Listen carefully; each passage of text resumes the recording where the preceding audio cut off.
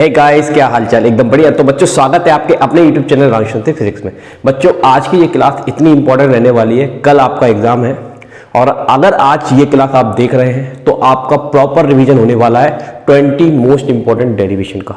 अगर अभी तक आपने डेरिवेशन नहीं लगाई है तो इस लेक्चर को आप जरूर देखिए ताकि आपकी डेरिवेशन का रिवीजन हो जाए और आपको पता चले कि इस तरह की डेरिवेशन एग्जाम में आएंगी। तो बिना देरी करते हुए मैं वीडियो को स्टार्ट कर रहा हूं। कोई भी स्किप मत करना बेटा, आपके फ्यूचर का सवाल है, नहीं तो कल तोते उड़ जाएंगे एग्जाम में। इसलिए बेहतरी यही है कि आप पूरे लेक्चर को शांति से देखें और अपना रिवीजन कर लें। ठीक है, ओके। तो वीडियो को स्टार्ट करते हैं, ज़्यादा टाइम नहीं लेंगे। ये वीडियो बहुत से बहुत 30 मिनट्स या 40 मिनट्स तक का ही रहेगा। तो फटाफट से हम बताएंगे। तो 20 मोस्ट इंपॉर्टेंट डेरिवेशन है। ठीक है, बहुत बहुत इंपॉर्टेंट है, जैसा कि थंबनेल में आपने देख ही लिया होगा। चलिए स्टार्ट करते हैं। सबसे पहली डेरिवेशन जो आपकी आती है वो मोस्ट इंपॉर्टेंट डेरिवेशन है। इसके बारे में बात करते हैं। ये बहुत ज्यादा एग्जाम में पूछी जाती है। Electric field due to an infinity long straight charge wire. देखो जरा समझने का प्रयास करना। हमारे पास क्या है, एक लंबा तार है इन्फिनिटी लॉन्ग, इसको हमने चार्ज दे दिया। तो चार्ज जो होता है इसकी पर यूनिट लेंथ पर डिस्ट्रीब्यूट होता है। चार्ज जो होता है इसकी पर यूनिट लेंथ पर क्या हो जाता है, डिस्ट्रीब्यूट हो जाता है।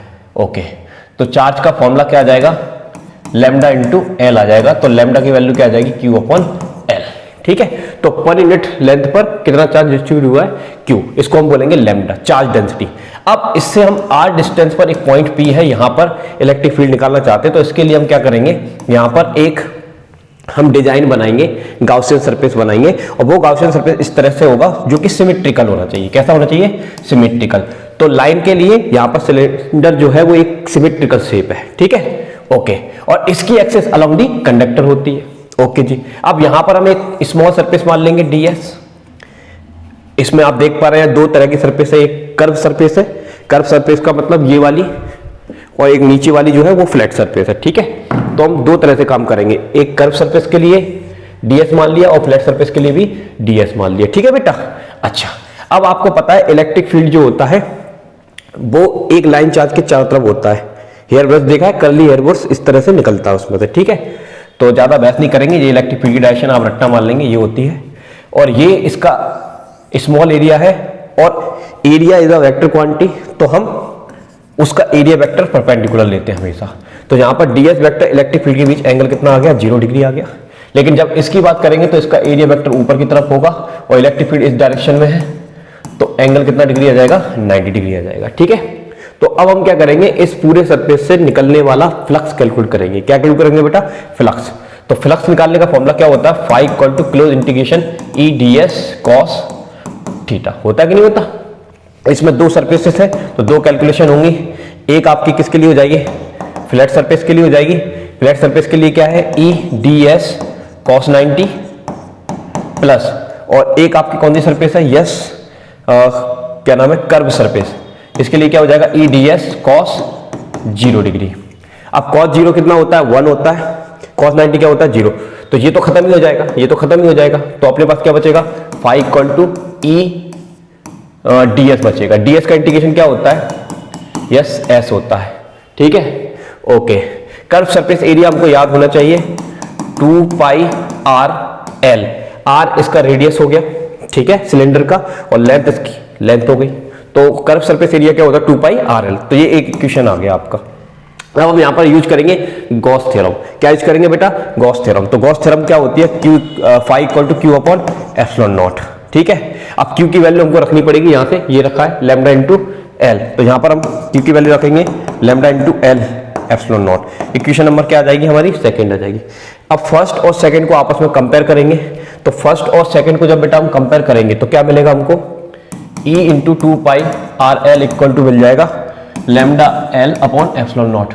यहां से L से L मरेगा, E बराबर आ जाएगा lambda upon 2 pi epsilon not R। तो ये आपका इलेक्ट्रिक फील्ड आ गया न्यूटन पर कूलम। ठीक है, तो यही डेरिवेशन मैंने यहां पर अच्छे से किया हुआ है, आप देख सकते हैं। ओके, चलिए अब इसका आंसर जो भी आया हमारा वो ये वैसे ही डेरिवेशन किया है, सॉल्व किया है इसको यहाँ पर, ठीक है। तो ये हमारा आंसर आ जाता है, ठीक है बेटा, अभी करके दिखाया। अब यहाँ पर ये सब चीजें कांस्टेंट है, तो E इनवर्सली प्रोपोर्शनल हो गया R के। अगर आप R बढ़ा दोगे तो इलेक्ट्रिक फील्ड घट जाएगा। और इनवर्सली प्रोपोर्शनल का जो ग्राफ होता है वो रेक्टेंगुलर हाइपरबोला होता है, इसलिए आपको ये वाला ग्राफ देखने को मिलेगा। तो ये ग्राफ भी आप अच्छे से याद रखना है इसका, क्लियर है बेटा। चलो फटाफट से सेकंड डेरिवेशन की बात करते हैं। ये आपकी सेकंड डेरिवेशन है, electric field due to a uniformly charge infinity long sheet. अब इसके कारण हमको क्या निकालना है, इलेक्ट्रिक फील्ड निकालना है, ठीक है। तो हम क्या करेंगे, एक शीट ले लेंगे बेटा, ये शीट है आपके सामने, एक इन्फिनिटी लॉन्ग शीट है, इसको हमने चार्ज दे दिया, क्यू चार्ज दे दिया। तो चार्ज जो होता है इसके एरियल डेंसिटी में क्या हो जाएगा, डिस्ट्रीब्यूट हो जाएगा। तो इसके लिए भी अगर हम चार्ज का फॉर्मूला देखेंगे तो क्या आएगा, सिग्मा इंटू ए आएगा, ठीक है। तो सिग्मा की वैल्यू कितनी आ जाएगी, क्यू अपॉन ए। सिग्मा क्या है, यहाँ पर एरियल चार्ज डेंसिटी है, एरियल चार्ज डेंसिटी, इसका मतलब पर यूनिट एरिया पर कितना चार्ज है उसको बोलते हैं एरियल चार्ज डेंसिटी, ठीक है। तो देखिए, तो हम क्या करेंगे, सबसे पहले इसके कारण r डिस्टेंस पर किसी पॉइंट P पर हमको क्या निकालना है, इलेक्ट्रिक फील्ड निकालना है। तो उसके लिए हम एक सिलेंडर बनाएंगे यहाँ पर, ठीक है। हम यहाँ पर क्यूब भी बना सकते हैं, लेकिन 6 सरफेस हो जाएंगे, लेकिन सिलेंडर में आपकी 2 सरफेस हो गई या 3 सरफेस हो गई, 2 फ्लैट 1 कर्व। तो हमने सिलेंडर बना दी। अब इस सिलेंडर को ऐसे इमेजिन करना है कि ये इस सीट को फाड़ते हुए जा रहा है, इस तरह से जा रहा है, ठीक है। फटाफट से देखेंगे, ज्यादा बहस वगैरह नहीं करेंगे, समझ रहे हैं ना, क्योंकि एग्जाम का टाइम है, जल्दी से देखिए। तो r डिस्टेंस पर ये हमने क्या बना दिया, एक सिलेंडर बना दिया, ठीक है बेटा, ऐसे सिलेंडर बना दिया, इस तरह से सिलेंडर बन गया, ठीक है। अब इसका ये वाला जो सरफेस है, इसमें एक स्मॉल एरिया हमने मान लिया dA, जिसका एरिया वेक्टर dA वेक्टर हो जाएगा। और इलेक्ट्रिक फील्ड तो परपेंडिकुलर रहेगा, तो इलेक्ट्रिक फील्ड एरिया वेक्टर की डायरेक्शन में, तो थीटा की वैल्यू यहाँ कितनी मिल जाएगी बेटा, हमको 0 डिग्री मिल जाएगी। इसी तरह से इस सीट के पीछे भी चार्ज होगा, तो उसके कारण इलेक्ट्रिक फील्ड पीछे की तरफ होगा, यस, ये इलेक्ट्रिक फील्ड होगा।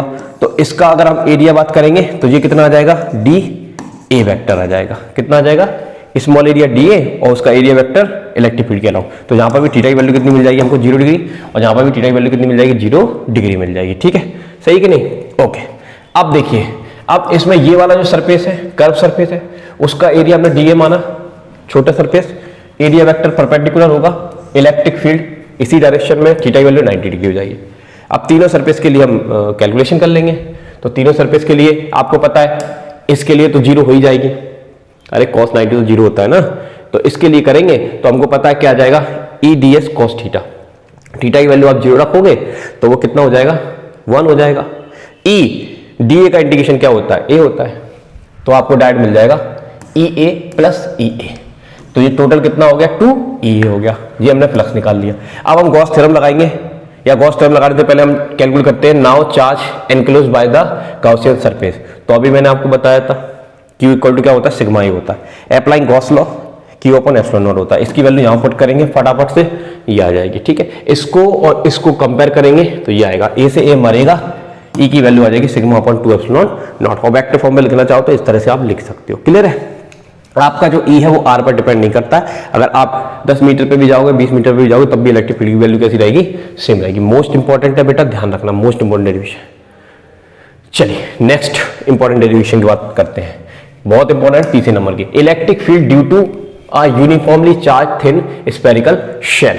एक स्फेरिकल सेल है जिसको हमने चार्ज किया है, उसकी 3 सिचुएशन है, एक बार पॉइंट बाहर होगा, एक बार सरफेस पे होगा, एक बार इनसाइड होगा। तो सबसे पहले हम देखेंगे when point P lie outside the spherical, तो उस समय देखिए ये स्फेरिकल सेल है, इस पर चार्ज है पॉजिटिव, इससे r डिस्टेंस पर जाकर एक पॉइंट P मान लिया जो कि सरफेस के बाहर है, तो इस पर इलेक्ट्रिक फील्ड निकालने के लिए गाउसियन सरफेस बना लेंगे। उसका एक छोटा सरफेस लेंगे ds, तो उसका एरिया वेक्टर कितना होगा, ds वेक्टर। और आपको पता है पॉइंट चार्ज हो चाहे स्फीयर हो, इलेक्ट्रिक फील्ड जो होता है वो सरफेस के परपेंडिकुलर होता है, तो इसी की डायरेक्शन में होगा, तो थीटा की वैल्यू कितनी मिल जाएगी, 0 डिग्री मिल जाएगी। अगेन तो यहाँ पर लिख दिया हमने, consider spherical shell of radius r so that P lie on it. तो P जो पॉइंट है उस स्फेरिकल सेल पर लाई करता है। तो फॉर्मूला होता है E vector dot ds vector, flux का formula E ds cos theta. Theta की वैल्यू यहाँ क्या पुट करेंगे, 0 डिग्री, और cos 0 कितना होता है 1, E कांस्टेंट है, बाहर आ जाएगा, और ds का इंडिकेशन क्या होता है, s होता है। तो आपको ये मिलेगा E ds, okay. s sphere का सरफेस एरिया क्या होता है 4 पाई r स्क्वायर, तो आपको मिल जाएगा E इंटू 4 पाई r स्क्वायर। ये दिख रहा है आपको, इक्वेशन फर्स्ट आ गई। अब आप लगाएंगे कौन सी थ्योरम, यस गॉस थ्योरम लगाएंगे। गॉस थ्योरम में फॉर्मूला क्या होता है, ये फॉर्मूला होता है गॉस थ्योरम का, ठीक है, ये फॉर्मूला होता है Q अपॉन एप्सिलॉन नॉट, ये होता है। इसमें चार्ज आता है तो चार्ज की वैल्यू चाहिए, तो चार्ज की वैल्यू निकालने के लिए हम मान लेंगे चार्ज इनसाइड गाउसियन सरफेस क्या है, Q है। ओके, और सरफेस के लिए क्या होता है, सिग्मा इंटू ए, और ए की वैल्यू कितनी होती है 4πr²। वैसे इतनी रखने की जरूरत नहीं पड़ेगी, हम Q ही रख लेते हैं। अप्लाइंग गॉस लॉ, तो गॉस लॉ लगाया, ये Q की जगह हमने Q ही पुट कर दिया, ये आ जाएगा। ठीक है बेटा, अब ये इक्वेशन नंबर 2 है, ये इक्वेशन नंबर 1 है। दोनों को कंपेयर करेंगे तो ये वाला हिस्सा और ये वाला हिस्सा मर जाएगा, ये आ जाएगा। कुछ कैंसिल वैंसिल तो नहीं हो रहा, तो E की वैल्यू आ जाएगी Q अपॉन 4πr² न्यूटन पर कूलम, ये आउट साइड पे आ गया। ठीक है, अब मान लो ये वाला जो पॉइंट है हमारा, ये जो P पॉइंट है, ये P पॉइंट सरफेस पर आ जाए, यहां पर आ जाए सरफेस पर, तो सरफेस पे आ जाएगा तो R कैपिटल R के बराबर हो जाएगा, मतलब उसकी रेडियस के बराबर हो जाएगा। तो R की जगह कैपिटल R रख देंगे यहाँ पर, इसी फॉर्मूले में ये आ जाएगा आपका। ठीक है बेटा, ये सरफेस पे आ गया। अच्छा, अब बात करेंगे when point P lie inside the spherical shell. अब वो पॉइंट जो P है वो स्फेरिकल सेल, ये स्फेरिकल सेल है, उसके अंदर आ गया, तो उसके अंदर आ जाएगा तो हम क्या लिखेंगे, charge inside Gaussian surface is 0। Gaussian surface के अंदर चार्ज कितना होता है, 0 होता है। अकॉर्डिंग टू गॉस लॉ ये होता है EdS Q upon epsilon not, तो Q की जगह 0 रखोगे तो 0 आ जाएगा। तो यहां पर एरिया 0 नहीं है लेकिन चार्ज 0 है, तो उस वजह से इलेक्ट्रिक फील्ड क्या माना जाएगा, 0 माना जाएगा। तो hence electric field inside a close surface is 0। अब ये तीनों सिचुएशन हो गई, तीनों सिचुएशन के लिए हम बनाते हैं जब ग्राफ। तो ये हमने ग्राफ बनाया बेटा, ध्यान देखिए, ये सरफेस है, यहाँ पर 2 लाइन प्लॉट कर दी इस तरह से, ये इसका सेंटर हो गया। सेंटर से ये वाली जो दूरी होती है वो कैपिटल R होती है, और बाहर की जो दूरी होती है वो R होती है। ठीक है, तो अब आपको पता है कि सरफेस पर इलेक्ट्रिक फील्ड कैसा होता है, मैक्सिमम होता है। कितना, अभी निकाल के बताया था, Q अपॉन 4πr²। उसके बाद जैसे जैसे डिस्टेंस बढ़ती जाती है वैसे वैसे इलेक्ट्रिक फील्ड कम होता जाता है। तो आपको पता है E प्रोपोर्शनल 1/r² का जो ग्राफ होता है वो रेक्टेंगुलर हाइपरबोला होता है, तो ये ग्राफ इस तरह से आ जाएगा। ठीक है बेटा, तो ये ग्राफ आपको देखने को मिलेगा आगे के लिए, ये और सरफेस पे आके मैक्सिमम, और जैसे अंदर जाएंगे तो कितना हो जाएगा, 0। तो जो रेड आपको दिखा रहा है वो लोकेशन बता रहा है कि अंदर इलेक्ट्रिक फील्ड 0 है, सरफेस पर मैक्सिमम है, और आगे चलने पर इलेक्ट्रिक फील्ड क्या होता जाता है, डिक्रीज होता है। क्लियर है बेटा? चलिए नेक्स्ट डेरिवेशन की बात करते हैं। 4th नंबर की डेरिवेशन आ गई, पैरेलल प्लेट कैपेसिटर। अब पैरेलल प्लेट कैपेसिटर में ये देखिए, ये आपके पास 2 पैरेलल प्लेट कैपेसिटर मतलब पैरेलल प्लेट है, इनके बीच में हमने इलेक्ट्रिक फील्ड क्रिएट कर दिया। इसको हम चार्ज दे देंगे तो इंडक्शन मेथड से इसके इनर सरफेस में नेगेटिव चार्ज आ जाएगा, आउटर में पॉजिटिव आ जाएगा, और वो अर्थ में चला जाएगा। एनीवे, एक पर पॉजिटिव चार्ज है, एक पर नेगेटिव चार्ज है, इनके बीच का जो डिस्टेंस है वो D है, चार्ज के कारण इनके बीच में इलेक्ट्रिक फील्ड है E है। हमें इस कैपेसिटर के लिए कैपेसिटेंस निकालनी, कैपेसिटर निकालने का फॉर्मूला क्या होता है, Q अपॉन V होता है। तो Q चाहिए, V चाहिए। अब हमारे पास फॉर्मूला होता है, Q का फॉर्मूला क्या होता है, सिग्मा इंटू A, ठीक है, और V का फॉर्मूला होता है E इंटू D। तो ये दोनों वैल्यू हम यहां रखेंगे। ठीक है, तो ये लिख दिया मैंने, capacitance of parallel plate capacitor is this, Q की वैल्यू और V की वैल्यू रखनी है, तो ये रखेंगे तो ये आएगा। उसके बाद आपको पता होना चाहिए दोनों प्लेटों के बीच में इलेक्ट्रिक फील्ड का निकालने का फॉर्मूला होता है सिग्मा अपॉन एप्सिलॉन नॉट, और अगर इसके बीच में कोई भी डाइलेक्ट्रिक भर दिया तो हम K लगा सकते हैं यहां पर। तो देखिए, तो E की वैल्यू ये होती है सिग्मा अपॉन एप्सिलॉन नॉट, तो इसको जल्दी से हम यहां पुट कर देंगे तो सिग्मा A ये आ जाएगा, ये आ जाएगा। सिग्मा से सिग्मा मरेगा, ये वाली क्वांटिटी ऊपर चली जाएगी, तो आपका ये आ जाएगा। क्लियर है बेटा? चलिए, तो ये आपका फॉर्मूला आ गया, दिस इज रिक्वायर्ड फॉर्मूला। और एयर और वैक्यूम के लिए K की वैल्यू 1 होती है, तो 1 पुट कर दोगे तो ये आ जाएगा। ठीक है बेटा, मोस्ट इंपॉर्टेंट पे सवाल आते हैं। ओके, एक दो चीजें और सुन लीजिए, फैक्टर की बात कर लेते हैं। तो आपका एरिया ऑफ प्लेट, यानी कैपेसिटेंस जो होता है वो प्लेट के एरिया पर डिपेंड करता है। अगर आप एरिया डबल कर देंगे तो कैपेसिटेंस भी डबल हो जाएगा, एरिया हाफ कर देंगे तो कैपेसिटेंस भी हाफ हो जाएगा। दूसरा, C जो डिपेंड करता है वो D पर डिपेंड करता है, D के इनवर्सली प्रोपोर्शनल होता है। अगर आप डिस्टेंस बढ़ा देंगे तो कैपेसिटेंस घट जाएगी, और डिस्टेंस कम कर देंगे तो कैपेसिटेंस क्या हो जाएगी, बढ़ जाएगी। ओके, और इसके बीच में अगर कोई डाइलेक्ट्रिक डाल देंगे तब भी कैपेसिटेंस बढ़ जाएगी। कितने टाइम, K टाइम। तो अगर ओल्ड कैपेसिटेंस C है तो जो डाइलेक्ट्रिक डाला है आपने उसकी जो भी वैल्यू होगी उसके मल्टीपल में नई कैपेसिटेंस आपको बढ़ती हुई दिखेगी। तो ठीक है, तो अगर आपको ओल्ड कैपेसिटेंस पता है, नया निकालना है, डाइलेक्ट्रिक दिया है, तो ये फॉर्मूला यूज करिए। और A की वैल्यू को अगर हम πr² एरिया, ठीक है ना, सर्कल का एरिया क्या होता है पाई आर स्क्वायर, तो यहाँ पुट कर देंगे तो एक फॉर्मूला और ये आ जाएगा। क्लियर है, इस पर सवाल बन जाएंगे आपके फटाफट से, यहाँ पर आपके सवाल भी क्लियर हो रहे हैं। चलिए नेक्स्ट डेरिवेशन की बात करते हैं, इंपॉर्टेंट है। Capacitor of a parallel plate capacitor with in a conducting slab, अगर इसके अंदर हम एक कंडक्टिंग स्लैब डाल दें या डाइलेक्ट्रिक स्लैब डाल दें तो क्या होगा। तो सबसे पहले हम क्या करेंगे, देखिए यहाँ पर एक पैरेलल प्लेट कैपेसिटर है, ओके, जिसकी बीच की जो डिस्टेंस है वो डी है, ओके, और ये जो थिकनेस का हमने स्लैब डाला है जिसका डाइलेक्ट्रिक कांस्टेंट के है और इसकी थिकनेस क्या है, टी है। अगर इन दोनों के बीच में इलेक्ट्रिक फील्ड ई नॉट है तो इसके आने की वजह से इलेक्ट्रिक फील्ड क्या हो जाएगा, डिक्रीज हो जाएगा। कितने टाइम, जितना उसका डाइलेक्ट्रिक कांस्टेंट होगा, तो ई नॉट अपॉन के टाइम क्या हो जाता है, डिक्रीज हो जाता है। अब फटाफट से हम क्या करेंगे, वही काम करेंगे जो भी किया था। देखिए लिखेंगे with dielectric the electric field, जब डाइलेक्ट्रिक होता है तो इलेक्ट्रिक फील्ड कितना होता है, ई नॉट अपॉन के होता है, ओके। चलिए और बेटा इन दोनों प्लेटों के बीच में इलेक्ट्रिक फील्ड कितना है, ई नॉट। देखो जहां लिखा है इलेक्ट्रिक फील्ड विदाउट डाइलेक्ट्रिक कितना, ई नॉट, मान लिया। ये क्या माना अपन ने, with dielectric the electric field कितना हो गया, ई नॉट अपॉन के हो गया। ठीक है बेटा, अब हम क्या करेंगे, हमारा जो फॉर्मूला है वो क्यू अपॉन वी है, हमें वी की वैल्यू चाहिए। किसकी वैल्यू चाहिए, वी की वैल्यू, और वी का फॉर्मूला होता है ई इंटू डी, तो ई चाहिए पड़ेगा, सही है कि नहीं, इसलिए हमने पहले ई निकाल लिया। तो अब हम एक फॉर्मूला लगाएंगे बेटा यहाँ पर, ना potential drop across free space, free space में कितना पोटेंशियल ड्रॉप होगा, तो पोटेंशियल का फॉर्मूला क्या होता है, ई इंटू डी होता है।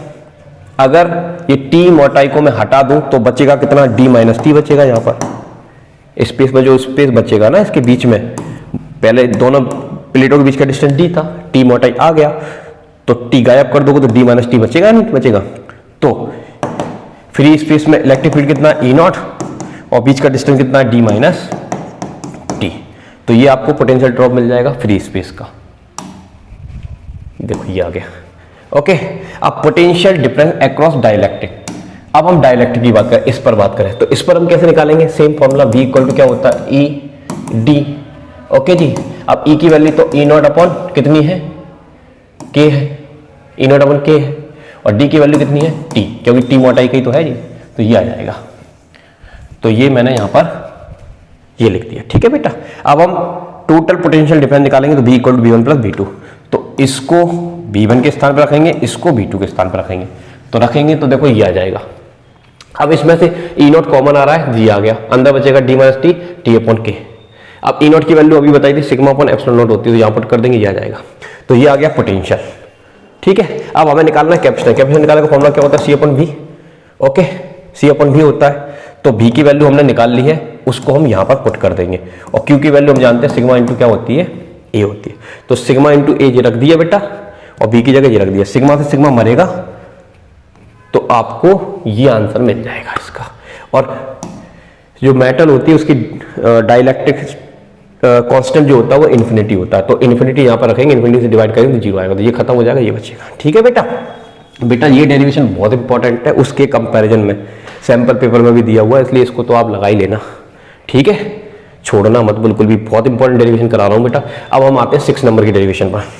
अब 6 नंबर की डेरिवेशन हमारी ड्रिफ्ट वेलोसिटी की डेरिवेशन है। अब ड्रिफ्ट वेलोसिटी की कहानी मैं आपको बताऊं तो टाइम ज़्यादा हो जाएगा खराब, तो अपन एक काम करके चलते हैं। यहाँ पर एक कंडक्टर है जिसमें इलेक्ट्रॉन जिगजैग मोशन कर रहे हैं, इलेक्ट्रिक फील्ड लगाते हैं, तो वो सावधान की स्थिति में सतर्क हो जाते हैं ना, बिल्कुल वैसे ही सतर्क होकर चलना स्टार्ट कर देते हैं, मतलब उन पर फोर्स लगता है। इलेक्ट्रिक फील्ड डायरेक्शन पॉजिटिव से नेगेटिव होती है, तो इलेक्ट्रॉन कहां चलेगा बताओ, नेगेटिव टू पॉजिटिव, और इलेक्ट्रॉन में चार्ज कैसा होता है, नेगेटिव। तो फटाफट से हम देखते हैं, देखिए when electric field E is applied across conductor every electron experience a force। तो फोर्स निकालने का फॉर्मूला बेटा आपको पता होना चाहिए, Q इंटू E होता है। यहां पर इलेक्ट्रॉन मूव कर रहा है, इलेक्ट्रॉन का चार्ज माइनस ही होता है, इलेक्ट्रिक फील्ड को हमने E लिख दिया, ठीक है बेटा। तो ये फोर्स आ गया। अब फोर्स किसी बॉडी पे लगेगा तो उस जो पार्टिकल है उसमें एक्सेलरेशन आएगा, तो एक्सेलरेशन क्या होता है, A बराबर F अपॉन M होता है, ठीक है बेटा, A बराबर F अपॉन M होता है। F की वैल्यू ये रखिए, यहां पर रख देंगे, M है ये अपना, ठीक है, ओके। तो अब हम यूज करेंगे now using first equation of motion. First equation of motion क्या होता है, V equal to U plus AT होता है, ठीक है।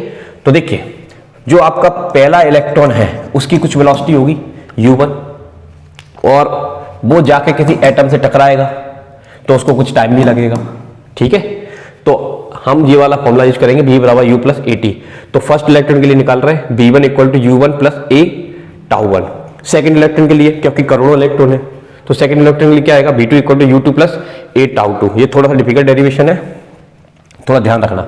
V3 के लिए कितना आएगा, U3 प्लस A टाउ 3 आ जाएगा। ठीक है, अब हम क्या करेंगे, इस तरह से सारे इलेक्ट्रॉन की अलग अलग वेलोसिटी है ड्रिफ्ट, तो हम उसका एवरेज निकाल देंगे। क्या निकाल देंगे, एवरेज। तो अब लिखेंगे then average velocity of electron is drift, उसी को हम ड्रिफ्ट वेलोसिटी कहेंगे, V1 plus V2 plus V3 इस तरह से। ठीक है, ओके। तो अब V1 की वैल्यू ये है, V2 की वैल्यू ये है, V3 की वैल्यू ये है, यहाँ पर पुट करना पड़ेगा अपन को। तो चलिए फटाफट से हमने ये सारी वैल्यूज को यहाँ पर पुट कर दी। अब आप ध्यान से देखेंगे सब में से देखो U1 U2 UN तक मैं अलग रख लेता हूं, और अपन में तो n चल ही रहा, तो ये वाली क्वांटिटी बनेगी। अब बचा कौन, A कॉमन आ जाएगा, tau 1 plus tau 2 plus tau 3, इस तरह से ये बनेगा। क्लियर है बेटा। अब यहां पर U1 U2 ये क्या है, ये थर्मल वेलोसिटी होती है। इलेक्ट्रॉन जब इलेक्ट्रिक फील्ड नहीं लगाया होता तब वो उस वेलोसिटी से मूव कर रहा होता है। ठीक है, तो उसका जो एवरेज सम होता है वो कितना होता है, 0 होता है। कितना होता है, 0। अच्छा, तो ये वाली क्वांटिटी तो हो जाएगी साहब 0। अब ये आ गया A आपका। अब सर ये क्या चीज है, ये क्या बोला है, टाउ 1 टाउ 2 टाउ 3, ये क्या चीज है। तो बेटा ये जो है ये आपका एवरेज टाइम है बिटवीन टू सक्सेसिव कोलिजन, दो टक्करों के बीच का जो समय होता है उसको बोलते हैं टाउ। और हर इलेक्ट्रॉन का अलग अलग होता है, तो उसको एवरेज निकाल लेंगे, तो इसको बोलते हैं रिलैक्सेशन टाइम। तो ये इसके स्थान पर हम क्या रख देंगे, टाउ रख देंगे। तो ये टाउ हो गया। ठीक है बेटा, ये 0 हो गया, ये A टाउ हो गया। कोई डिफिकल्ट नहीं है, आप थोड़ा सा प्रैक्टिस करेंगे आएगी बेटा। ठीक है, अच्छे से देखिए, अच्छे से देखिए। अब देखिए, अब A की वैल्यू हम पहले से निकाल रखे हैं।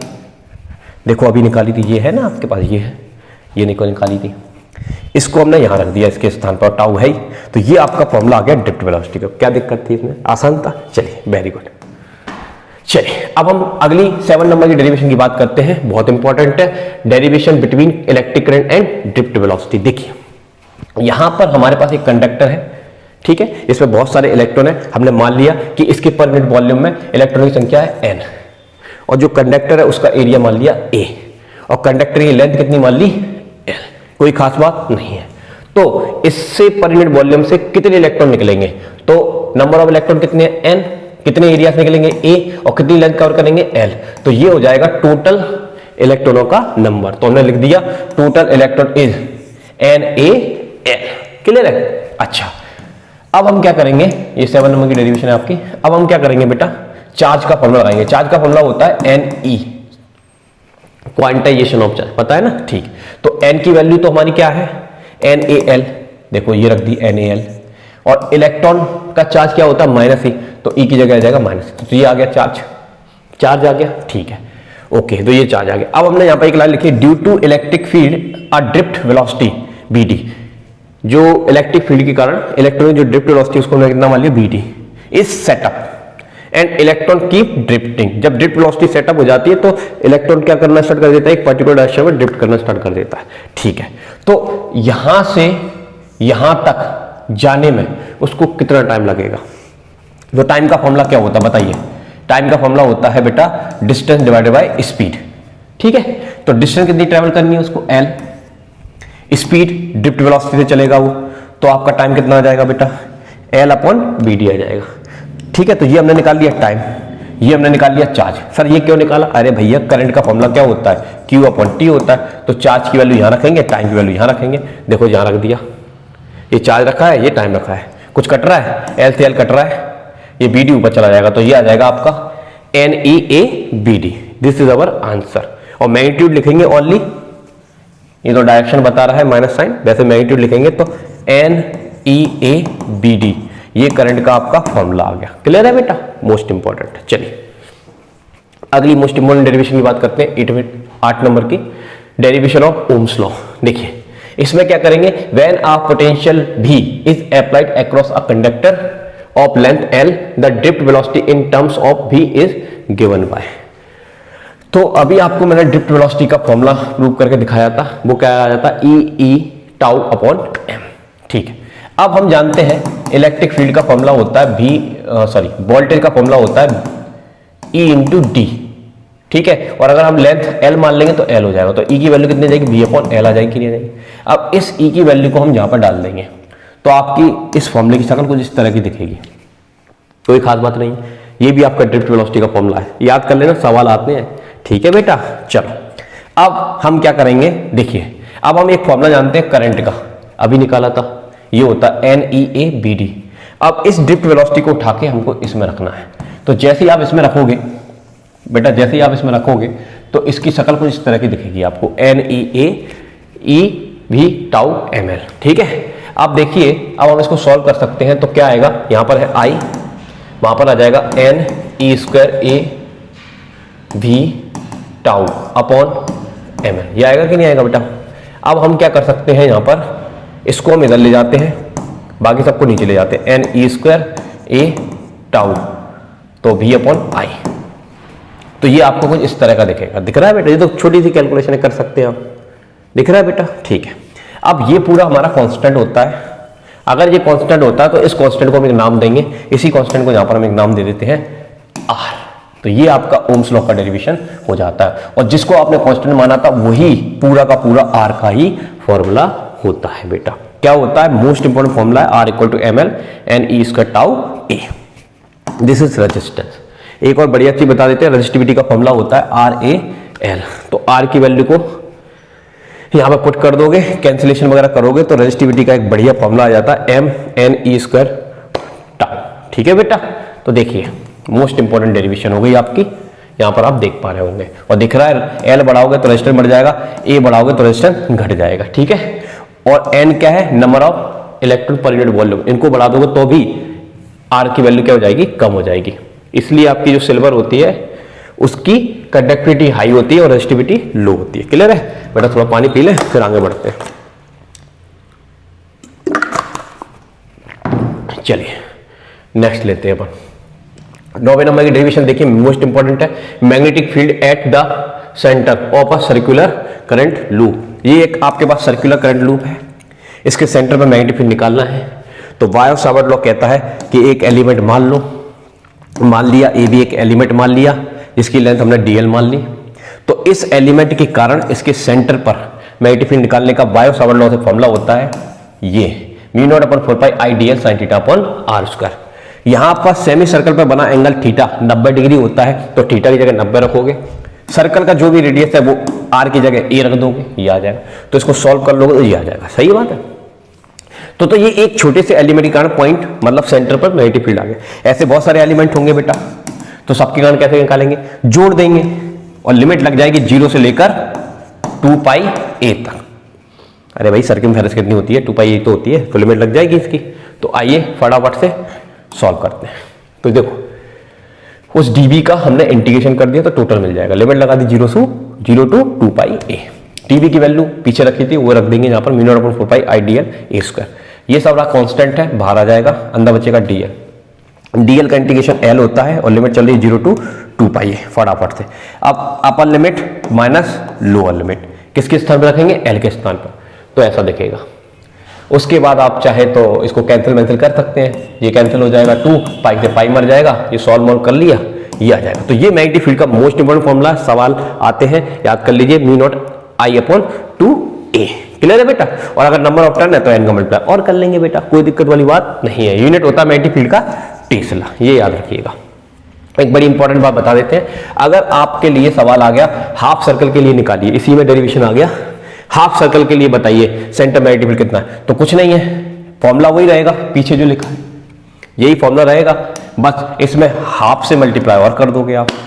और 1/4 के लिए पूछा जाएगा तो 1/4 का मल्टीप्लाई कर दोगे। किसी भी एंगल के लिए पूछा जाएगा, आर्क के लिए पूछा जाएगा, तो याद रखना उस फॉर्मूले में θ/360 से आप मल्टीप्लाई कर दोगे, तो आप number of variety question solve कर सकते हो। ठीक है, मोस्ट इंपॉर्टेंट है बेटा, ध्यान रखना। चलिए अब नेक्स्ट मोस्ट इंपोर्टेंट फॉर्मूला आता है आपका, डेरिवेशन आता है 10वें नंबर का, लेंस मेकर फॉर्मूला। ये फॉर्मूला होता है, ये फोकल लेंथ, रिफ्रैक्टिव इंडेक्स और जो लेंस है उसकी रेडियस में रिलेशन बताता है। अब आइए यहाँ पर इसका ये डायग्राम होता है, इस तरह से ये डायग्राम बनाएंगे लेंस का। ठीक है, ये आपका प्रिंसिपल एक्सिस हो गया। अब प्रिंसिपल एक्सिस के यहाँ पर एक पॉइंट साइज की एक ऑब्जेक्ट रखी हुई है, जिससे फर्स्ट रे परपेंडिकुलर जाएगी, विदाउट डिफ्रैक्शन सीधी चली जाएगी। दूसरी रे जो होती है वो कुछ एंगल पर जाती है। ठीक है, अगर ये कुछ एंगल पर जा रही है और ये एयर से ग्लास में एंटर कर रही है, किस में एंटर कर रही है, ग्लास में, अगर ये वाला सरफेस नहीं होता, ए बी नहीं होता, तो ये इसी डायरेक्शन में चली जाती। बोलो यस, यस और नो, सही बात है ना, इसी डायरेक्शन में चले। लेकिन ये सरफेस है तो ये लाइट ऐसे ले जाके ऐसे मुड़ जाएगी और इमेज बनाएगी आई डैश पर। तो फर्स्ट सरफेस से ऑब्जेक्ट का डिस्टेंस हो गया u, फर्स्ट सरफेस से आई डैश का डिस्टेंस कितना हो जाएगा, v डैश हो जाएगा। लेकिन एक प्रॉब्लम है, यहाँ पर CD भी दूसरा सरफेस है। तो अगर CD दूसरा सरफेस है और ये हमारा नॉर्मल है और लाइट गिलास से एयर में जा रही है तो वो नॉर्मल की तरफ बेंड हो जाएगी, तो फाइनल इमेज कहाँ बनेगी, आई पर। तो ये फाइनल इमेज किसने बनाई, यस CD सरफेस ने बनाई। CD सरफेस के लिए आई डैश किसका काम किया, ऑब्जेक्ट का काम किया। अब बस इसको सॉल्व करने के लिए एक फॉर्मूला रखना है, mu upon v minus 1 upon u equal to mu minus 1 upon r। इसको प्रूव करेंगे, ये बहुत इंपॉर्टेंट डेरिवेशन है, लेकिन पहले ये आगे सामने इसलिए इसको कर रहे हैं, आ जाओ। तो ये मेरा फॉर्मूला लिखा हुआ है। फर्स्ट सरफेस के लिए देखिए फटाफट से, लाइट एयर से कहा जा रही है ग्लास में, तो हम लिखेंगे एयर टू एयर के रिस्पेक्ट में ग्लास का रिफ्रैक्टिव इंडेक्स, और v image distance first surface के कारण कितनी थी, v डैश, और ऑब्जेक्ट का डिस्टेंस कितना था, u। ठीक है, तो ये आ जाएगा। और फर्स्ट सरफेस का हमने रेडियस मान लिया r1। अब a में g होता है म्यू, तो जहां म्यू रख देंगे यहाँ म्यू रख देंगे, ये आ जाएगा, नो प्रॉब्लम। थोड़ा जल्दी जल्दी कर रहे हैं बेटा, समय की बचत होगी। सेकंड सरफेस के लिए बात करेंगे। अब सेकंड सरफेस में क्या हो रहा है बेटा, गिलास से लाइट कहाँ जा रही है बताओ, एयर में जा रही है, तो ग्लास के रिस्पेक्ट में एयर का रिफ्रैक्टिव इंडेक्स आ जाएगा, ये आ जाएगा ग्लास के रिस्पेक्ट में एयर का। अपॉन में क्या था, यस इमेज डिस्टेंस, तो इमेज डिस्टेंस v है और ऑब्जेक्ट डिस्टेंस क्या है, v डैश है। ठीक है, तो image distance v, object distance कितना है, v डैश है। क्लियर है बेटा, और ये तो वैसे की वैसे रख देंगे वहां पर। और सेकंड सरफेस के लिए r2 माना, तो ये r2 हो जाएगा। अब g म्यू a को हम a म्यू में कन्वर्ट करेंगे, रिवर्सिबिलिटी लगा देंगे, प्रिंसिपल ऑफ रिवर्सिबिलिटी, तो ऐसे आ जाएगा, और इसको बोलते हैं म्यू। तो फटाफट से 1 अपॉन म्यू 1 अपॉन म्यू, ये वाली कंडीशन बनेगी। ठीक है, उसके बाद म्यू का मल्टीप्लाई कर देंगे, तो म्यू से म्यू मरा, म्यू से म्यू मरा, वहाँ मल्टीप्लाई हो गया, तो ये आपका 1 अपॉन v बचेगा, ये बचेगा और ये आ जाएगा। क्लियर है, यहाँ से हम म्यू को इधर लाना चाहते हैं तो माइनस कॉमन निकाल लेंगे, इस तरह से ये आ जाएगा। क्लियर है, अब ये इक्वेशन सेकंड आ गई, ये इक्वेशन फर्स्ट थी, इन दोनों को ऐड करना है। अब हम ऐड करेंगे, तो देखो ये ऐड कर रहे हैं फर्स्ट और सेकंड को, left hand side right hand side, तो ये सेम क्वांटिटी है, प्लस माइनस की वो कैंसिल हो जाएंगी, बचेगा ये आ जाएगा, ये माइनस प्लस को माइनस कर देगा, ये आ जाएगा। ठीक है, अच्छा ये अपना चल रहा है, इसमें से म्यू माइनस 1 कॉमन आ गया, ये आ जाएगा। ठीक है, इसके बाद हमको पता है अगर आपकी ऑब्जेक्ट इन्फिनिटी भी रखी हो तो इमेज का बनता है फोकस पर, तो देखो यहाँ एफ आ जाएगा, यहाँ इन्फिनिटी आ जाएगा, तो ये आ जाएगा। क्लियर है, ये वैसा ही चल रहा है, इन्फिनिटी का डिवाइड करते हैं तो 0 आता है, तो ये आ जाएगा। क्लियर है, तो ये मोस्ट इंपॉर्टेंट डेरिवेशन थी पेपर के लिए जो आपकी समाप्त हुई। नेक्स्ट डेरिवेशन आती है आपका, देखिए most important, average power for LCR circuit. तो उसके लिए आपको क्या करना है, सबसे पहले पावर का फॉर्मूला याद रख लेना, वोल्टेज मल्टीप्लाई करंट। अब वोल्टेज का फॉर्मूला होता है V0 sine omega T, current का होता है I0 sine omega T minus 5। अब V0 और I0 को हमने रख लिया सामने, ये आपका यही है और ये आपका यही है। ठीक है, अब एक फॉर्मूला लगाएंगे साइन A माइनस B का, क्या होता है sine A cos B, cos A sine B। तो देखो sine A cos B minus cos A sine B। ठीक है, ये आ जाएगा। इसके बाद हमने क्या किया, ये तो भार था ही बेटा, इसका फॉर्मूला लग गया, ये भार है, ये फॉर्मूला लग गया, इसका हमने मल्टीप्लाई कर दिया। तो मल्टीप्लाई करेंगे तो sine omega T sine omega T sine square omega T cos pi, यहाँ पर इसका मल्टीप्लाई होगा sine omega T cos omega T sine pi है ही। फिर उसके बाद हमने क्या किया बेटा, इस वाली टर्म में 2 का मल्टीप्लाई 2 का डिवाइड कर दिया, क्योंकि वो तो 1 ही है। ठीक है, ऐसा क्यों किया, ताकि ये ऊपर वाली जो टर्म है ना, ये वाली, ये फॉर्मूला बन जाएगा किसका, साइन 2 थीटा का। तो जहां पर थीटा का ओमेगा टी कर रहा है तो इसका फॉर्मूला बनेगा साइन 2 ओमेगा टी, और अपॉन में 2 तो बचेगा, ये आ जाएगा। बस अब आपको एक लाइन लिखनी है, for complete 1 cycle the value of sine omega T 1/2 होती है, साइन स्क्वायर ओमेगा टी की वैल्यू कितनी होती है 1/2 होती है, और साइन 2 ओमेगा टी की वैल्यू कितनी होती है 0 होती है। तो ये दोनों वैल्यू को जैसे ही इसमें डालोगे तो आपको केवल इतनी टर्म्स मिलेगी देखने को, ये आपकी क्या निकल जाएगी, कंप्लीट 1 साइकिल के लिए एवरेज पावर आ जाएगी। इसके बाद इसको हमने बाहर निकाला, ये आ गया। अब इसके बाद हम क्या करेंगे बेटा, इसको इस तरह से लिख सकते हैं, पी ए बी बराबर पी नॉट, सॉरी ये पी नॉट नहीं है, आई नॉट है बेटा। ठीक है, ध्यान रखिएगा, आई नॉट चल रहा है, ये आई नॉट और बी नॉट, तो ये आ जाएगा I naught √2 B naught root 2 cos five. अब इसको क्या बोलते हैं बेटा, सबको पता है IRMS, इसको क्या बोलते हैं VRMS, और ये आ गया कॉस फाइव। और कॉस फाइव क्या होता है, पावर फैक्टर होता है। ठीक है बेटा, okay. Power factor value change होने से पावर में भी क्या जाते हैं, चेंज जाते हैं। बहुत इंपॉर्टेंट डेरिवेशन है, खत्म हो गई आपकी। ठीक है, 12वें नंबर की इंपॉर्टेंट डेरिवेशन देखिए, मोस्ट इंपॉर्टेंट है, कॉनकेव स्फेरिकल रिफ्रैक्टिंग सरफेस के लिए हम डेरिवेशन करने वाले हैं। यहां पर आपके सामने एक्स पी बाय एक रिफ्रैक्टिंग सरफेस है कॉनकेव, ये प्रिंसिपल एक्सिस है। यहां पर एक ऑब्जेक्ट रखी हुई है, फर्स्ट रे प्रिंसिपल एक्सिस के परपेंडिकुलर जाएगी, विदाउट रिफ्रैक्शन सीधी चली जाएगी। दूसरी वाली जो रे है वो अल्फा एंगल पर जा रही है, और ये हमारा नॉर्मल है, और नॉर्मल हमेशा सेंटर ऑफ कर्वेचर पर मीट करता है। ठीक है बेटा, तो ध्यान से देखना हो अच्छे से। तो अगर आपकी लाइट एयर से ग्लास में जाएगी तो रिफ्रैक्शन के कारण वो बेंड हो जाएगी। रिफ्लेक्शन हो क्यों रहा है, क्योंकि ये सरफेस है। अगर ये सरफेस नहीं होता तो लाइट सीधी चली जाती। ये सरफेस है ना बेटा, ग्लास है ना यहाँ पर पूरे में, तो लाइट को मुड़ना पड़ेगा। लेकिन कहाँ मुड़ेगी बताइए, नॉर्मल की तरफ मुड़ेगी। तो ये लाइट ऐसे जा रही थी, ऐसे मुड़ जाएगी नॉर्मल की तरफ। ठीक है, तो ये हमारे लिए हो गई इंसिडेंट रे, ये हो गया नॉर्मल। तो इंसिडेंट रे नॉर्मल के साथ जो एंगल बनाती है उसको एंगल ऑफ इंसिडेंट बोलेंगे। रिफ्रैक्टिंग रे नॉर्मल के साथ जो एंगल बनाएंगे उसको एंगल ऑफ रिफ्लेक्शन बोलेंगे। अब इसी एक लाइट ऐसे चली गई आफ्टर रिफ्रैक्शन, एक ऐसे चली गई, तो इमेज कहाँ है? तो इमेज के लिए हम इस लाइट को पीछे की तरफ बढ़ा देंगे, जिस पॉइंट पर ये मीट करती हुई अपीयर हो जाएगी वहीं O का इमेज बन जाएगा आई पर। समझ में आई बात? थोड़ा जल्दी जल्दी बता रहा है बेटा, ताकि आपका काम जल्दी से हो जाए। चलिए, अच्छा अब देखिए ये एंगल R है, तो जाहिर सी बात है ये लाइट को पीछे बढ़ाया गया है, ये नॉर्मल के साथ एंगल बनाया, तो ये भी एंगल कितना हो जाएगा, R हो जाएगा। क्लियर है? चलो अब अगली चीज सुनिए, इसमें पोल से सेंटर ऑफ कर्वेचर के डिस्टेंस को R बोलेंगे। रे इधर आ रही, चल इधर रहा है, माइनस साइन आ जाएगा, साइन कन्वेक्शन रूल थे। पोल से इमेज डिस्टेंस को B बोलेंगे। रे इधर जा रही, इधर जा रहा है, माइनस साइन आ जाएगा। पोल से ऑब्जेक्ट के डिस्टेंस को U बोलेंगे। रे इधर आ रही, चल इधर रहा है, माइनस साइन आ जाएगा। अब हम लगाएंगे अप्लाइंग स्नेल्स लॉ। क्या होता है, लाइट जा रही एयर से ग्लास में, sine i upon sine r होता है। ठीक है, फटाफट से आई एंड आर की वैल्यू जब वेरी स्मॉल होती है तो साइन आई को आई बोलेंगे, साइन आर को आर बोलेंगे, ए म्यू को म्यू बोल देंगे फटाफट से। तो ये सब चीजें करेंगे तो हमारा इस जैसा दिखेगा, ये इस जैसा। ठीक है, ये आ जाएगा। उसके बाद हम आर का अगर मल्टीप्लाई कर देंगे तो ये आ जाएगा। अब आई और आर एंगल है, इनको कैसे निकालेंगे, तो हम एक थ्योरम लगाएंगे। जहां पर क्या लगाएंगे, देखिए ये ट्रायंगल दिख रहा है आपको, ये वाला ओ ए सी में एक्सटीरियर क्या है, ए सी पी। ओ ए सी में एक्सटीरियर क्या है, ए सी पी। ये एक्सटीरियर इस ट्रायंगल के इंटीरियर एंगल के सम के बराबर होता है, अल्फा और आई के। ठीक है, तो हमने लिख दिया in triangle O A C in A C P is exterior angle. तो ये एक्सटीरियर एंगल ए और अल्फा के बराबर होगा। तो ये तो आपको लिखना आता ही है, ए सी पी बराबर, ये लिखेंगे एंगल ए ओ सी, या फिर आप लिख सकते हैं सी ए ओ प्लस, फिर क्या लिखेंगे ओ, अच्छा रुक जाओ एक मिनट, क्या किया है इसने, ये तो हो गया एसीपी, सी पर थीटा एंगल बन रहा है, ओ पर अल्फा बन रहा है, और ए पर आई बन रहा है। तो आपको वही वाली वैल्यू बीच में रखनी है जहां पर एंगल बने, बस इतना सा काम है। ठीक है, अब इसके बाद देखिए इस पर थीटा आ गया, इस पर अल्फा आ गया, और इस पर आई आ गया। तो ये थीटा की वैल्यू आ गई। यहाँ से आई की वैल्यू निकालेंगे तो थीटा माइनस अल्फा आ जाएगी। ठीक है, इसमें कोई खास बात नहीं है, लिखना आना चाहिए, ज्योमेट्री है।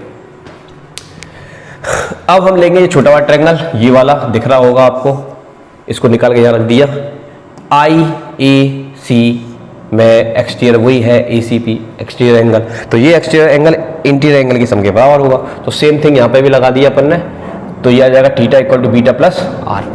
थीटा की वैल्यू आर की वैल्यू निकालेंगे, दिया जाएगी। अब आर और आई की वैल्यू को इक्वेशन फर्स्ट में हम पुट करेंगे तो आपको ये ऐसा दिखेगा, देख लो। अब थीटा अल्फा और बीटा ये सब क्या है, यस ये आपके एंगल है। तो अब एंगल का फॉर्मूला लगाएंगे, क्या होता है, एंगल का फॉर्मूला होता है आर का अपॉन रेडियस। आर का अपॉन क्या होता है बेटा, रेडियस।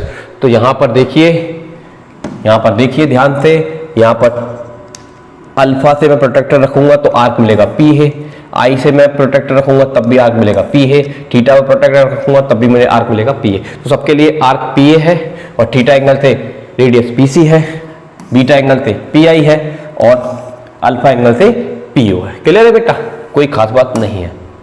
चलिए, तो ये आ जाएगा अल्फा के लिए P upon PO, P A upon P I, P upon P C. इन सब वैल्यूज को हम इसमें रख देंगे।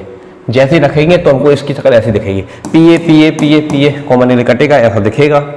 उसके बाद P C P O P C P I, इन सब की वैल्यू डायग्राम में गिवन है, इनको हम यहाँ पर रख देंगे तो ये ऐसा दिखेगा।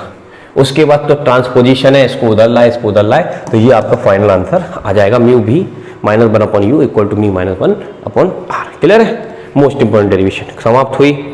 अगली मोस्ट इंपॉर्टेंट डेरिवेशन बात करते हैं 13 नंबर की। देखिए फटाफट से, कॉम्बिनेशन ऑफ लेंस। यहाँ पर दो लेंसों का कॉम्बिनेशन दिखाया गया है, ठीक है। अब इसके लिए आपको एक फॉर्मूला याद रखना पड़ेगा, 1 upon f equal to 1 upon v minus 1 upon lens formula. Lens maker formula ये भी होता है। चलिए, तो यहाँ पर एक ऑब्जेक्ट है, फर्स्ट रे सीधी चली जाएगी, सेकंड रे कुछ एंगल पर जाएगी। फर्स्ट लेंस के कारण उसका इमेज बनेगा आई डैश पर, सेकंड लेंस के कारण उसका फाइनल इमेज बनेगा आई पर। तो फर्स्ट लेंस से ऑब्जेक्ट का डिस्टेंस यू हो जाएगा, फर्स्ट लेंस से इमेज का डिस्टेंस वी डैश हो जाएगा और सेकंड लेंस से इमेज का डिस्टेंस कितना हो जाएगा, बी हो जाएगा। अब फटाफट से हम फॉर्मूला लगाएंगे जल्दी से। फर्स्ट लेंस के लिए फॉर्मूला लगाया 1 upon f 1 upon v dash minus 1 upon u. Image distance v dash है ना भाई, और ऑब्जेक्ट डिस्टेंस यू है।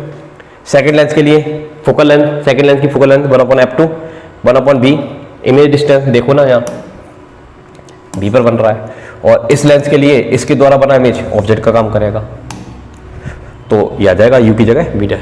अब इन दोनों को ऐड कर देंगे, सिमिलर क्वांटिटी कटेंगे, ये बचेगा। अब कॉम्बाइन लेंस की फोकल लेंथ अगर मैं एफ मान लूंगा तो ये फॉर्मूला होता है 1 upon f equal to 1 upon v minus 1 upon you.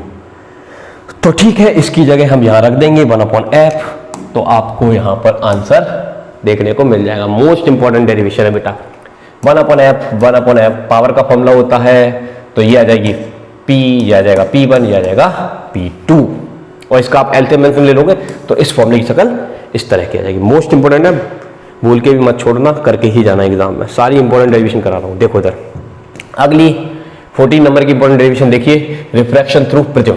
देखिए यहाँ पर एक प्रिज्म है इस तरह से, ओके जी। यहाँ पर ये दो आपके नॉर्मल हो गए। इसके बाद देखिए फटाफट से, यहाँ से लाइट जा रही है एयर टू ग्लास, तो नॉर्मल की तरफ बेंड हो जाएगी। आफ्टर रिफ्रैक्शन प्रिज्म के बेस के पैरेलल चलेगी, और ऐसे अब गिलास से वो कहाँ जा रही है, एयर में, तो नॉर्मल से दूर हट जाएगी, तो वो ऐसे चली जाएगी। अगर ये वाली सरफेस नहीं होता तो ऐसे जाती, ये सरफेस है इसलिए वो बेंड हो गई, ठीक है।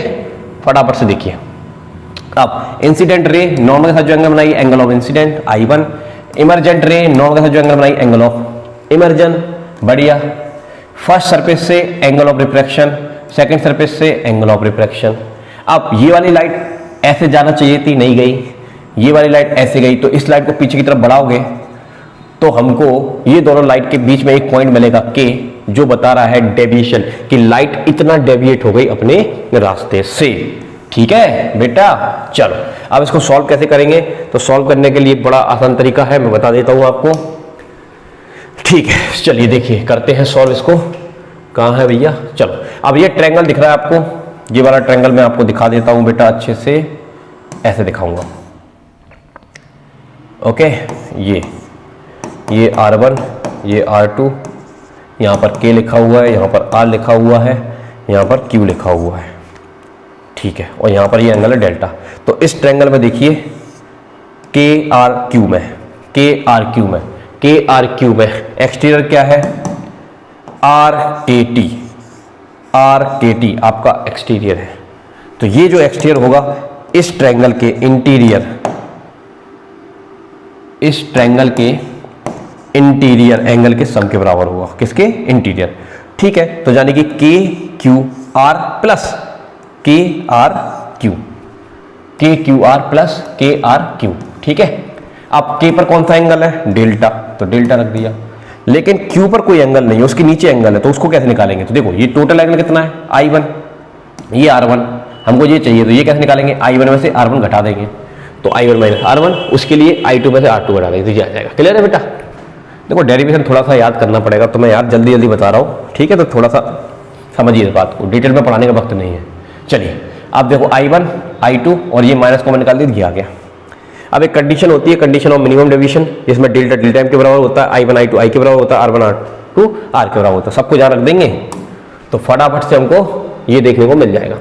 अब हम क्या करेंगे, क्वाड्रिलेटरल देखिए AQOR, इसमें आमने सामने के एंगल Q और R का सम 180 के बराबर होता है, तो Q और R का सम 180 के बराबर है।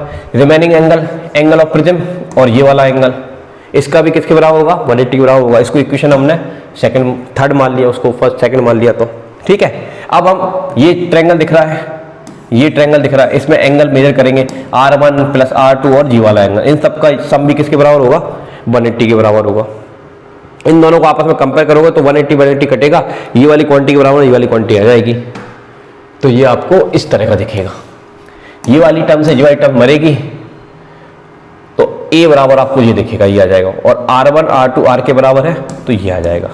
यहाँ से R की वैल्यू निकालेंगे, कितनी आएगी, A/2। अब इस R की वैल्यू को बेटा हम इस इक्वेशन में रखेंगे तो ये आएगा, 2 से 2 मरेगा, ये आ जाएगा। तो यहाँ से I की वैल्यू आ जाएगी। तो अब I की वैल्यू पता चल गई, R की वैल्यू पता चल गई। अप्लाइंग स्नेल्स लॉ लगाएंगे, ये है, यहाँ पे I और R की वैल्यू रखनी है, तो ये आपको आंसर देखने को मिल जाएगा। क्लियर है, मोस्ट इंपॉर्टेंट डेरिवेशन है, गलती से भी मत छोड़ो।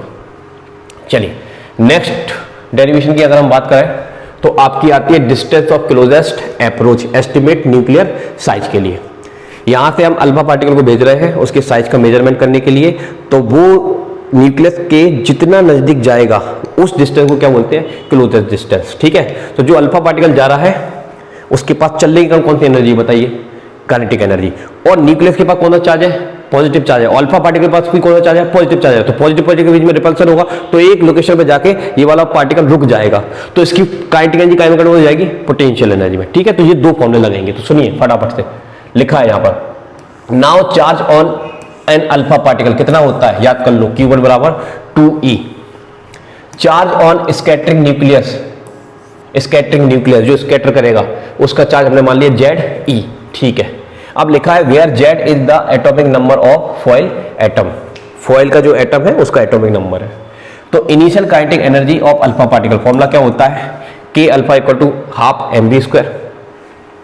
अब हम जानते हैं electrostatic potential energy of alpha particle and nucleus at r0 distance. तो ये अल्फा पार्टिकल, एक मिनट रुकिए, दूसरा कलर लेना पड़ेगा भैया जहां पर, हाँ ये यहां तक गया, यहां तक ही जा पाया, इससे आगे नहीं जा पाया, तो हम मान लेंगे कि ये वाली जो डिस्टेंस है वो r0 है। तो डिस्टेंस के कारण कौन सी एनर्जी होती है, पोटेंशियल एनर्जी। तो पोटेंशियल एनर्जी का फॉर्मूला क्या होता है बेटा, जल्दी से बताओ, पोटेंशियल एनर्जी का फॉर्मूला क्या होता है बेटा, जल्दी से बताओ, क्या होता है भैया, क्या होता है, yes K Q1 Q2 upon R। तो R की जगह R0 आ जाएगा बेटा। K की वैल्यू होती है 1/4πε0, कोई बात नहीं। Q1 की वैल्यू ये लिखी है, Q2 की वैल्यू ये लिखी है, फटाफट से पुट किया, ये ऐसा दिखेगा। अब आपको पता है work conservation of energy, work conservation of energy, तो काइनेटिक एनर्जी कन्वर्ट हुई है पोटेंशियल में, तो काइनेटिक एनर्जी इक्वल टू क्या हो जाएगी, पोटेंशियल। दोनों को हमने आपस में बराबर रखा, ये बराबर रख दिया बेटा। बराबर रखने के बाद हमको R0 निकालना, जो भी कैंसिल वैंसिल हो रहा होगा वो कर दिया होगा यहाँ पर। वैसे तो ये यहाँ आएगा, ये यहाँ जाएगा मल्टीपल, हाँ ठीक है। तो आप R0 निकाल लेना, कैंसिल वैंसिल हो रहा है, ठीक है, ये वैल्यू आ जाएगी आपकी, ये वाली, ठीक है। R0 बराबर 4K ZE² अपॉन mv²। अब ये, अरे भैया देखो, ये आपकी काइनेटिक एनर्जी है ना, इसको अपन K अल्फा लिख दे मान लो, तो R0 इधर जाएगा, ठीक है। एक सेकंड रुकना जरा, क्या गड़बड़ हो रही है यहाँ पर, देख लेने तो जरा एक मिनट अच्छे से। देखो ये 2 का इधर गुणा हो जाएगा तो 4 आ जाएगा, और K अवेलेबल है यहाँ पर, Z अवेलेबल है, E² अवेलेबल है, R0 ऊपर जा चुका है, सही बात है, mv² नीचे, ठीक है। तो ये आ जाएगा, क्लियर है, ठीक है। तो इसको ट्रांसपोजिशन वगैरह करेंगे तो ये वाली टर्म इसकी बन जाएगी बेटा, क्लियर है। चलिए अब आगे बात करते हैं। अब 1/4πε0 की वैल्यू कितनी होती है, 9 होती है। तो यहाँ पर लिखा है in one of the Rutherford experiment alpha particle of energy इतनी मानी गई थी, बर यूज्ड काइनेटिक एनर्जी इतनी मानी गई थी। इसको जूल में कन्वर्ट करेंगे मेगा इलेक्ट्रोवोल्ट से, तो इतनी आएगी बेटा। Atomic number of gold foil 79 होता है। तो जो आपका R0 का ये फॉर्मूला है, कौन सा वाला, ये वाला फॉर्मूला, ठीक है, ओके। तो ये वाले फॉर्मूले में रखेंगे वैल्यू ये सारी, तो सॉल्व करेंगे तो डिस्टेंस अप्रोच आपका आता है 4.13 10⁻⁻14 मीटर, और फर्मी में चेंज कर लेंगे तो 4.41.3 मीटर आता है। ठीक है, इम्पैक्ट पैरामीटर का ये फॉर्मूला होता है, वैसे सवाल आता है, डिफिकल्ट रहता है, आप चाहो तो याद कर लेना। ठीक है, अब नेक्स्ट मोस्ट इंपॉर्टेंट डेरिवेशन की हम बात करते हैं, expression for the ready of the permitted orbit in the hydrogen atom. ये बोर पोस्टुलेट के बेसिस पर ये डेरिवेशन है। तो देखिए इसमें क्या है कि इलेक्ट्रॉन जब घूमता है तो घूमने के लिए कौन सा फोर्स चाहिए, सेंटीमीटर फोर्स चाहिए, और वो सेंटीमीटर फोर्स यहाँ पर कौन देता है, इलेक्ट्रिकल फोर्स देता है। तो यहाँ पर सेंटीमीटर फोर्स इलेक्ट्रिकल फोर्स के बराबर है। के आपका कांस्टेंट हो गया, Q1 Q2 इसके चार्ज को ZE बोल रहे हैं और इलेक्ट्रॉन के चार्ज को E बोल रहा है, तो E स्क्वायर हो जाएगा और बीच की डिस्टेंस R हो जाएगी, तो ये आ जाएगा। ठीक है, यहाँ से एक R से एक R मर जाएगा, तो आपका ये इस तरह का दिखेगा। यहाँ से R की वैल्यू निकालेंगे तो M भी नीचे चला जाएगा, इक्वेशन नंबर फर्स्ट आ गई। उसके बाद bore quantization condition for angular momentum के ये दो फॉर्मूले होते हैं क्लास 11 का मैकेनिक्स में, और ये बोर ने दिया था। ठीक है, ओके। इसके बाद हमने क्या किया, यहाँ से इन दोनों को आपस में सॉल्व कर लिया, तो Rn की वैल्यू आ गई, इक्वेशन नंबर 2 आ गया, पीछे इक्वेशन नंबर 1 था, तो यही आपका Rn है। तो Rn कंपेयर होगा तो आपको ये इस तरह का दिखेगा। उसके बाद हमने यहाँ से चाहे तो वेलोसिटी का फॉर्मूला भी निकाल सकते हैं, तो वेलोसिटी का फॉर्मूला निकालेंगे तो इसको हम यहाँ ले जाएंगे, बाकी इसको नीचे, इसको इधर, तो ये इस तरह का दिखेगा। ठीक है, ओके जी, इस तरह का दिख जाएगा वेलोसिटी का। अदरवाइज हमें यहाँ पर क्या निकालना है वो हम देख लेते हैं। देखिए यहाँ पर हम यूज कर रहे हैं now from equation second and third, तो ये है आपकी सेकंड और ये है आपकी थर्ड। ठीक है, अब Rn की वैल्यू निकालनी है, Rn की वैल्यू निकालनी है, तो यहाँ से जो Bn का मान निकाला है उसको हमको यहाँ पर पुट करना पड़ेगा। इसको यहाँ पर पुट करेंगे तो इसको सॉल्व करने पर ये वाली टर्म बनेगी, तो यहाँ पर Rn जो है वो इतने बड़े नंबर के एक बराबर आता है। तो थोड़ा सा कॉम्प्लिकेटेड है लेकिन बहुत इंपॉर्टेंट है, ये आपको आना चाहिए ये वाला डेरिवेशन। ठीक है बेटा, चलिए ओके। अब नेक्स्ट इंपॉर्टेंट डेरिवेशन आता है 70 नंबर का, reflection of light explained by wave theory. तो देखिए ये आपका प्लेन वेव फ्रंट है, ये प्लेन वेव फ्रंट इस पर पड़ेगा। ठीक है, और जैसे ही पड़ेगा तो ये अपनी वेवलेट बनाना स्टार्ट करेगा। तो देखो यहाँ पर एक फटाफट से देखिए, ये मीडियम में जो वेव चल रही है उसके लिए स्पीड होगी v1, और पानी में चलेगी उसके लिए स्पीड कितनी होगी, v2 होगी। ठीक है, तो ये वाला जो वेव फ्रंट है इसका ये वाला पॉइंट पहले स्ट्राइक किया, ये बाद में स्ट्राइक करेगा, तो ये अपनी वेवलेट बनाना स्टार्ट कर देगा पानी के अंदर, और पानी के अंदर इसकी वेलोसिटी v2 होती है, तो v2 की जो भी रेडियस के अकॉर्डिंग वेवलेट होगी ये बनना स्टार्ट हो जाएगी इस रेडियस की, ऐसे ऐसे। ठीक है, और ये वाला जो पार्टिकल है इसको इतना डिस्टेंस में ट्रैवल करना पड़ेगा, तो ये पहले टकराया, ये बाद में टकराया, तो ये इतना दूर जाएगा, जितने टाइम में ये यहाँ आएगा उतने टाइम में ये इतना दूर जाएगा, और ये यहाँ तक आएगा। तो इसका वेवलेट बनाया, इसका बनाया, और इनका एक कॉमन टेंजेंट प्लॉट किया, तो ये कॉमन टेंजेंट एक नया वेव फ्रंट शो करेगा। एनीवे, हमें यहाँ पर ये बताना है, स्नेल्स लॉ प्रूव करना है, तो उसके लिए क्या करेंगे, ये एक सरफेस है, ये इंसिडेंट वेव फ्रंट है, तो जो सरफेस के साथ जो एंगल बनाएगा उसको एंगल ऑफ इंसिडेंट, और ये रिफ्लेक्टेड है, सरफेस के साथ जो एंगल बनाएगा उसको एंगल ऑफ रिफ्रैक्शन। तो ये डायग्राम थोड़ा याद रखना। अब यहाँ पर हम ट्रायंगल लेंगे, कौन सा, APB, इसमें एंगल है I, इसमें लगा देंगे आप साइन I। साइन I क्या होता है, परपेंडिकुलर अपॉन हाइपोटेन्यूज। तो देखिए ये परपेंडिकुलर हो गया और हाइपोटेन्यूज क्या हो गया, AB। ठीक है, इसी तरह से अब ये वाला ट्रायंगल लेंगे, ये वाला AQB, इसमें लगाएंगे आप साइन R लगा देंगे आप, तो परपेंडिकुलर AQ हो गया, हाइपोटेन्यूज AB हो गया। अब हम क्या करेंगे, इनको डिवाइड कर देंगे, तो डिवाइड करेंगे तो ये ऐसा दिखेगा, ये AB से AB मरेगा, ये आ जाएगा, इसकी वैल्यू है V1t और इसकी वैल्यू है V2t, ये आ जाएगा, T से T मरेगा, ये आ जाएगा V1/V2। तो फर्स्ट मीडियम में स्पीड और सेकंड मीडियम में स्पीड, इसी को बोलते हैं रिफ्रैक्टिव इंडेक्स फर्स्ट मीडियम के रिस्पेक्ट में सेकंड का। This is Snell's law. तो ये आपकी मोस्ट इंपोर्टेंट डेरिवेशन है जो कि मैंने आपको 1 से 2 मिनट में क्लियर कर दी होगी। ठीक है, आ जाओ अब नेक्स्ट 18 नंबर की मोस्ट इंपोर्टेंट डेरिवेशन, डी ब्रोगली वेवलेंथ ऑफ एन इलेक्ट्रॉन। तो इसके लिए kinetic energy gained by the electron, आपको ये फॉर्मूला याद करना है। उसके बाद मोमेंटम का फॉर्मूला होता है मास इनटू वेलोसिटी, तो बी निकालोगे, यहां पुट करोगे तो ये ऐसा दिखेगा आपको।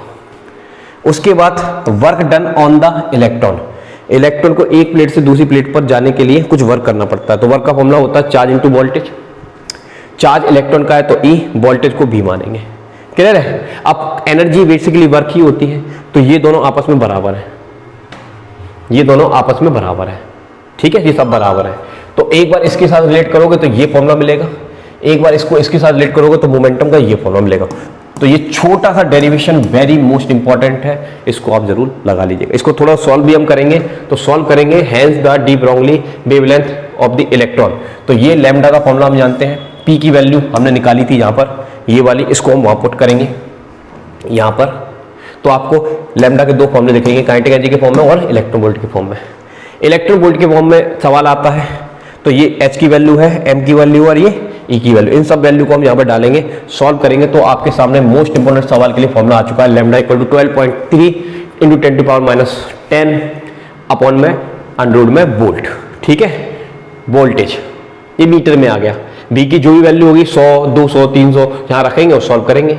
एंगस्ट्रॉम में आंसर निकालना तो ये फॉर्मूला आपका मोस्ट इंपॉर्टेंट है बेटा।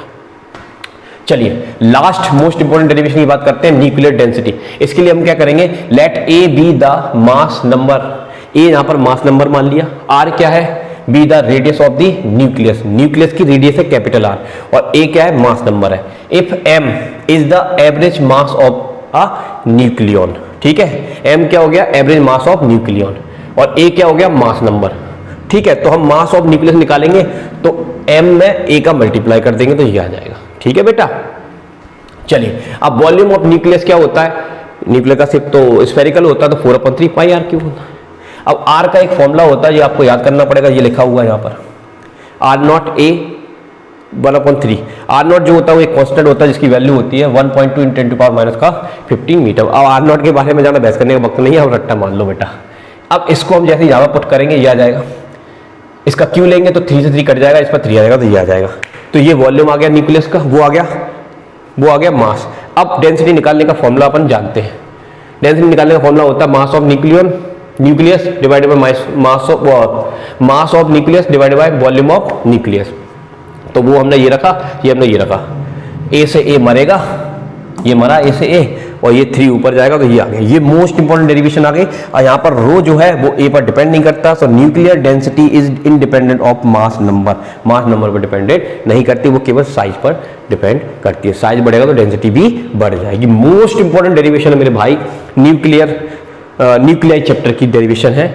ठीक है, अब ये एम आर नॉट की वैल्यू अगर हम यहाँ पर डाल देंगे तो हमको डेंसिटी भी मिल जाएगी। इस पर डायरेक्ट सवाल पूछ लिया जाता तो रट्टा मार लेना, ये वैल्यू याद करके चले जाना, टिक मारे आना, एमसीक्यू आपका क्लियर हो जाएगा। ठीक है बेटा, तो पूरा प्रयास किया है 1 घंटे या 40 मिनट के अंदर इस पूरी की पूरी इंपॉर्टेंट डेरिवेशन का, 20 भी नहीं है 19 डेरिवेशन है, इसको तो करके ही जाना है अगर आप एग्जाम को फोड़ना चाहते हैं।